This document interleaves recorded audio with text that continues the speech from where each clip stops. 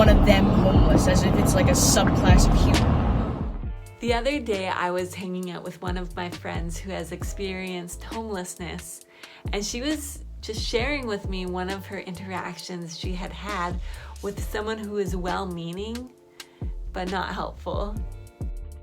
So here's her story, along with 7 ways to help people who struggle with homelessness. So we had this old man come up to us, and he said good morning and everything, and then he stopped and kind of like stopped on the main trail where he stopped and we had a smoke and everything, and just stood there watching us for a bit, and it was really, really weird. And we're not dressed terrible, like I'm wearing pajama pants and like a hoodie because it was cold, but I'm dressed reasonably, but like not something you wouldn't see a normal kid wear. Same with him. And eventually he comes wandering over, and he's he's being nice and everything. He's like, how's your guys' morning and everything? I was like, it's nice, we're just enjoying the early morning in the woods. It's always a good idea never to tell people or let people know that you're homeless, because that right there will put prejudice on you. People will make a judgment on you right then and there. This old man, he's like, you're this one made me so mad. Like, I had to like refrain from like just like acting out, because it's such a dumb thing to say to somebody. You're not one of them homeless, are you? Never before had I been referred or heard somebody refer to them as that. One of them homeless, as if it's like a subclass of human. That right there tells you a whole mindset of a person. And it's funny. Obviously, we said no, we're not homeless. We're just out for an early morning walk or whatnot. He's like, I just saw the backpacks, and it was like, we like to go out hiking in the woods and stuff. And he's like, we don't mind camping and whatnot. So once he found out that we weren't homeless, he then said that he works at he voluntarily works at this almost like a soup kitchen for the homeless. But the same wording that he used, one of them homeless, like it was beneath him.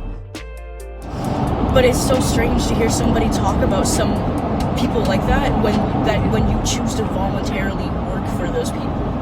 Do you really do it because you care, because your religion, your belief system, or like society says it's a good thing to do, so you do it, but like you don't really care? Well, that's actually the thing I want people to hear, is that it's so easy for people to just say things and not realize that they're totally treating this human being as less than a human by their words and just their view of them, right? Yeah. Okay, so if you were to talk to people, what would you say is actually helpful? Don't help people like in a way where it's I'm pitying you, and it's like, everyone wants to be helped, but nobody wants to be helped or made to feel less than. That's the key. Like, you want help, but you don't want to be belittled and yes. Okay. Yes. Just a little, like, from my own story, before I started working with youth and young adults who are unhoused or don't have a place to go, I was a little worried that I wouldn't know how to relate, because I hadn't had that experience in my own life. And I thought that would be kind of like a hindrance, but I learned early on that, and just tell me if you agree with me, but I learned early on that the most important thing was just for me to love people and to be real and not try to change people, but just to love them for who they are and try to walk with them, but like to love them regardless of whether they change or not. So what do you think of that?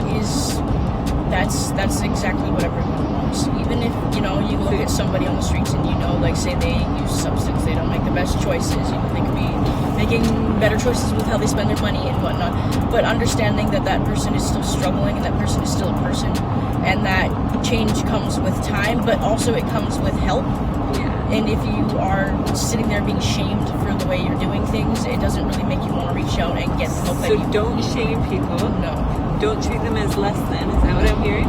Yes. Yeah, and so like walk with them. Just don't let them walk with them. Influence you in a way that it's negative. Obviously, it Yeah. doesn't bother you because you love them for who they are and you want to help them.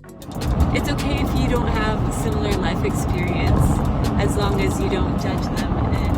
The judgment you're is real. Yeah, exactly. Right? You keep it real with people, and they will keep it real with you. The one thing I've learned is that, especially like young adults and youth, they can smell any type of fakeness. So I'm like, I just have Smell. to. You can't a bullshitter. Exactly. Sorry for the language. That's okay. I'll beep it out. Yeah, you can't lie to somebody who knows all too well what it's like to lie for a Yeah. living. Unfortunately, Yeah, Be safe. people can see it. They can see if you're doing something just because. They can tell if it's just your job or if you actually really love them, right? Yes. So, Because you love them for who they are and Yeah. you're ready to help them. and what this young lady says echoes so many of the young people I work with. They just want to be loved and valued and accepted for who they are. Can we do this? But I guess you're probably wondering, why are they even homeless? Well, you can check out this video to see what they have to say about that.